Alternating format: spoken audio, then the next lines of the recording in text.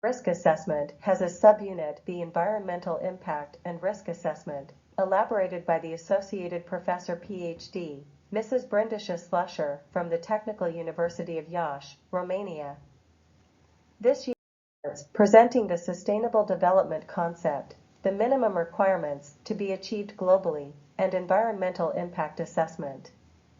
Also, the pollution sources, emissions, and associated effects, impacts, and risks are presented, as well as the main procedures for environmental impact and risk assessment. Sustainable development involves that society satisfies consumer demand for its members by increasing the production potential, but also through the creation of fair conditions of access to natural resources for all members of society. By law, it is defined as the development that meets the current needs, but not compromises the possibility of next generations to meet their own needs. From the minimum requirements that should be considered to assure sustainable development at the global level, the followings can be mentioned. Eradication of poverty. Preserve and enhance the natural resources. Risk control. Environmental impact assessment is a regulated process that identifies possible or significant impacts on the quality of the environment. Any investment, project, development plan, or program, policies can have negative effects on the environment, and the EIA has the role of identifying these consequences, quantifying, and minimizing them. In Europe, the first actions related to EIA took place in 1975, and the Directive Number 337 has been approved by EU ministers on 27th of June, 1985. Therefore, the environmental impact assessment is conducted to obtain the environmental agreement or permit economic activities.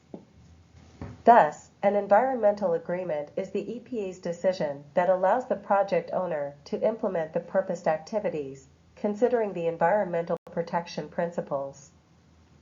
And audit compliances are the documents used to obtain the environmental permit, and which are prepared by accredited environmental experts. EIA, one of the most widely used environmental management tools, has focused from the outset on assessing the negative effects on the quality of the environment and human health. Thus, the EIA procedure is based on identification, delimitation, or impact prediction, impact assessment, tools with a common basis with risk assessment, both of which are areas of interdisciplinary. At the same time, the EIA is an important tool in environmental policies to counteract very early the possible induced effects on the environment and to ensure the implementation of the concept of sustainable development. For example, in the case of EIAs for new projects, the result is the Environmental Impact Report, on the basis of which the Environmental Protection Agency will take a decision. In the case of industrial activities and processes in operation, the result of the EIA is to obtain the environmental permit based on the environmental balances and the environmental risk assessment.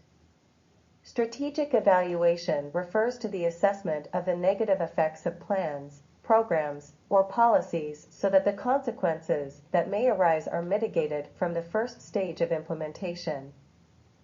Decision-makers involved in the environmental impact assessment process require the involvement of stakeholders as an integral part, so anyone with an interest can participate, from government authorities and public bodies to local communities and ordinary citizens.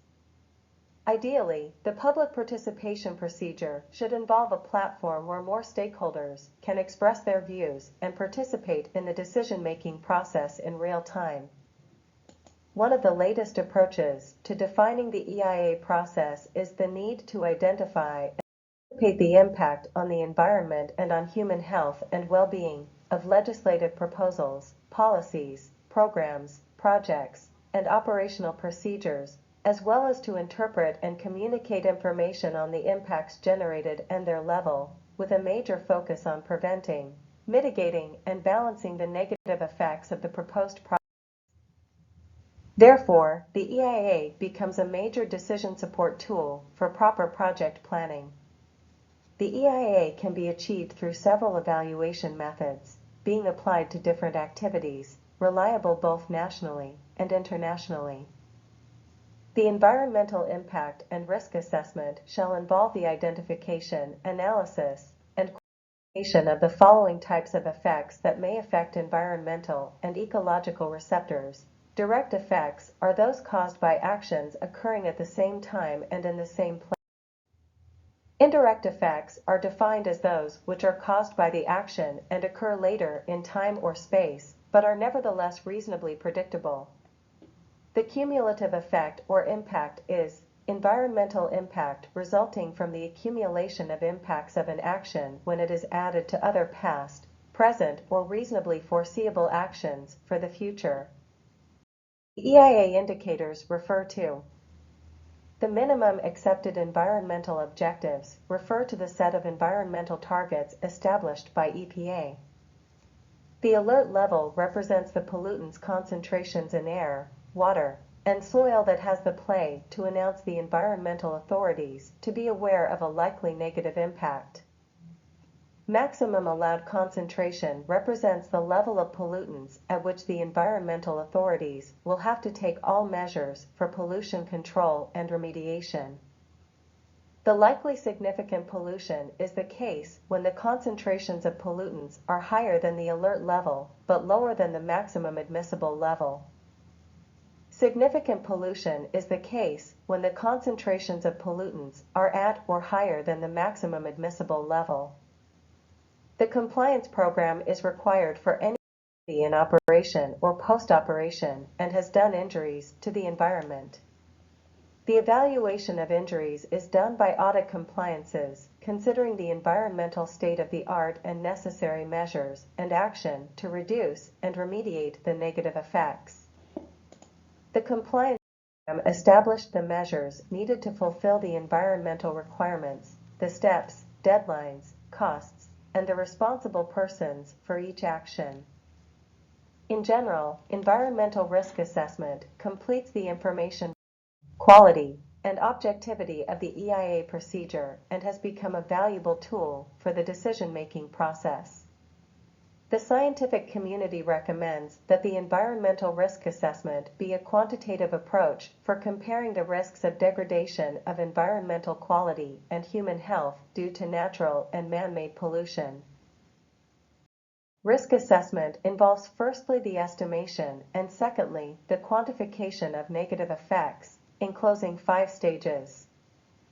The purpose of risk assessment is to control risks from a site by identifying pollutants or the most important hazards, resources and receptors at risk, mechanisms by which the risk is achieved, significant risks, the general measures necessary to reduce the degree of risk to an acceptable level. The Order Number 184 from 1997 makes the analysis of the probability and severity of the main components of an environmental impact. Qualitative risk assessment can be achieved by control matrices, tree diagrams, or identification and description of the source-path-receiver relationship as follows.